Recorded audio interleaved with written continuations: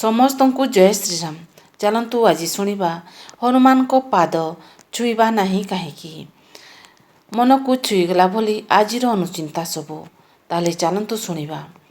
ଥରେ ଜଣେ ବ୍ୟକ୍ତି ଭଗବାନଙ୍କୁ ପଚାରିଲେ, ହେ ଭଗବାନ, ଆପଣ ଆମକୁ ବୁଦ୍ଧି, ସଦ୍ବୁଦ୍ଧି, ଜ୍ଞାନ, ଭଲ ଶରୀର, ଭାବନା ଦେଇଛନ୍ତି, କିନ୍ତୁ ପୁଣି ଆପଣ ଆମକୁ ଅହଙ୍କାର, ଈର୍ଷା କାହିଁକି ଦେଲେ? କାହାକୁ ଧନୀ ଆଉ କାହାକୁ ଗରିବ କାହିଁକି କଲେ? କାହାକୁ ସୁସ୍ଥ, କାହାକୁ ଅସୁସ୍ଥ, କାହାକୁ ବିକଳାଙ୍ଗ କାହିଁକି କଲେ? ଆପଣ ଚାହିଁଲେ ସମସ୍ତଙ୍କୁ ଏକା ଭଳି କରିଦେଇ ପାରିଥାନ୍ତେ। ଭଗବାନ ହସିଦେଇ କହିଲେ, ବୁଦ୍ଧି, ଜ୍ଞାନ, ଶରୀର ଏବଂ ଜୀବନ ଏସବୁ ମୁଁ ଦେଇଛି, କିନ୍ତୁ ଅହଙ୍କାର, ଈର୍ଷା ଏବଂ ଗର୍ବ ଏସବୁ ମୁଁ ଦେଇନାହିଁ। ଏସବୁ ମଣିଷ ନିଜେ ତିଆରି କରେ। ମୁଁ ତ କେବଳ ତୁମକୁ ଗୋଟିଏ ଜିନିଷ ଦେଇଛି, ଚୟନ। ଚାହିଁଲେ କାହାକୁ ସାହାଯ୍ୟ କରି ମଣିଷ ହୋଇଯାଅ ଏବଂ ଚାହିଁଲେ ଅହଙ୍କାର କରି ରାକ୍ଷସ ହୋଇଯାଅ। ଏବଂ ଚାହିଁଲେ ଅହଙ୍କାରୀ କରି ରାକ୍ଷସ ହୋଇଯାଅ।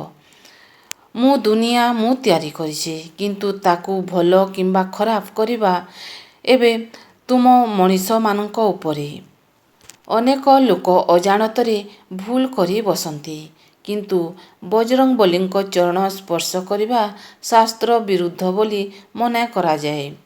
ହନୁମାନ ଜଣେ ବ୍ରହ୍ମଚାରୀ, ତେଣୁ ତାଙ୍କ ଚରଣ ସ୍ପର୍ଶ କରିବା ମର୍ଯ୍ୟାଦାର ଉଲ୍ଲଙ୍ଘନ ଅଟେ। ସେ ପ୍ରଭୁ ଶ୍ରୀରାମଙ୍କ ପରମ ଭକ୍ତ ଏବଂ ଅତ୍ୟନ୍ତ ତେଜସ୍ୱୀ ଦେବତା।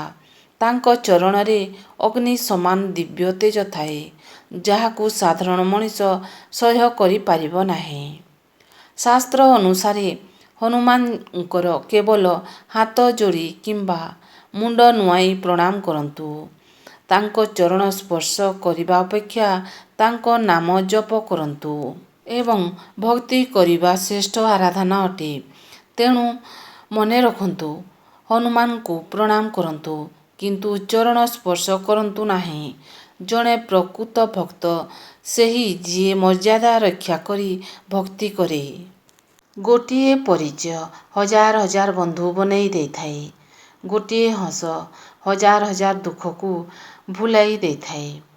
ଜୀବନ ରାସ୍ତାରେ ସମ୍ଭାଳି କରି ଚାଲିବ ବନ୍ଧୁ, କାହିଁକି ନା ଗୋଟିଏ ଭୁଲ ହଜାର ହଜାର ସ୍ୱପ୍ନକୁ ଯୋଡ଼ି ପାଉଁଶରେ ପରିଣତ କରିଦିଏ। ଯାହା ପାଖରେ ଦୃଢ଼ ଇଚ୍ଛାଶକ୍ତି ଓ ଆତ୍ମବିଶ୍ୱାସ ଥାଏ, ସେ ହାରିଗଲେ ମଧ୍ୟ ଜିତିବା ସହ ସମାନ। କାରଣ ଜିତିବାର ପ୍ରଥମ ପାହାଚ ହେଉଛି ହାରିବା। ନିଜ ଯୌବନ ଓ ପଇସା ଉପରେ କେବେ ବି ଗର୍ବ କରିବ ନାହିଁ, କାହିଁକି ନା ଯେଉଁ ଜିନିଷ ଗଣାଯାଇ ପାରିବ ତାହା ନିହାତି ଶେଷ ହୋଇଯାଏ। ସପନ ପୂରା ହେଲାନି ବୋଲି ଭଗବାନଙ୍କୁ ଭୁଲ ବୁଝ ନାହିଁ। କର୍ମ ଯଦି ସଠିକ୍ ଥିବ, ସପନ ଦିନେ ପୂରା ହେବ। ବୋଧେ ସେଥିପାଇଁ କୁହାଯାଏ, କର୍ମରେ ଯେତେ ଭଗବାନ ସନ୍ତୁଷ୍ଟ ହୁଅନ୍ତି, ସେତେ ଭିକାରୀକୁ ବି ରାଜା କରିଦେଇ ପାରନ୍ତି।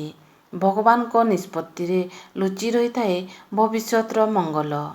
ଜଣେ କଳାକାର ଭଗବାନଙ୍କୁ ପଚାରିଲେ, ହେ ପ୍ରଭୁ, ତମେ ବି କଳାକାର, ମୁଁ ବି କଳାକାର। ତମେ ମୋ ଭଳି ଅସଂଖ୍ୟ ମଣିଷ ତିଆରି କରି ପୃଥିବୀକୁ ପଠାଇଛ, ଆଉ ମୁଁ ତୁମ ଭଳି ଅସଂଖ୍ୟ ମୂର୍ତ୍ତି ତିଆରି କରି ପୁନର୍ବାର ବିକ୍ରି କରିଛି। କିନ୍ତୁ ସେତେବେଳେ ମୋତେ ଲାଜ ଓ ଦୁଃଖ ଲାଗେ, ଯେତେବେଳେ ତମେ ଗଢ଼ିଥିବା ମଣିଷ ପରସ୍ପର ସହିତ ଲଢ଼େଇ ଝଗଡ଼ା କରନ୍ତି ଆଉ ମୋ ଦ୍ୱାରା ଗଢ଼ାଯାଇଥିବା ମୂର୍ତ୍ତିକୁ ସମସ୍ତେ ମୁଣ୍ଡ ନୁଆଁଇ ପ୍ରଣାମ କରିଥାନ୍ତି।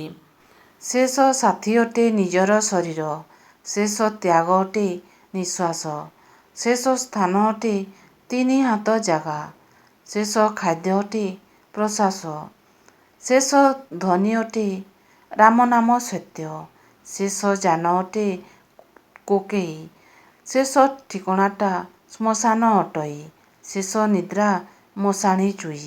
ଯାହାର ଚରିତ୍ରରେ ଛଳନା, ମନରେ ଅହଙ୍କାର ଆଉ କପଟ, ରକ୍ତରେ ବିଶ୍ୱାସଘାତକତା ଅଛି, ସେମାନଙ୍କ ପାଇଁ ରାଣ, ନିୟମ, ପ୍ରତିଶ୍ରୁତି ଆଦି କିଛି ବି ମାନେ ରଖେନା। ଶରୀର ସୁନ୍ଦର ହେଉ ବା ଅସୁନ୍ଦର ହୋଇ ନଥାଏ, ମଣିଷର ସତ୍କର୍ମ, ଭଲ ବ୍ୟବହାର ଓ ସଂସ୍କାର ମଣିଷକୁ ସୁନ୍ଦର କରିଥାଏ ଜୟ ଜଗନ୍ନାଥ।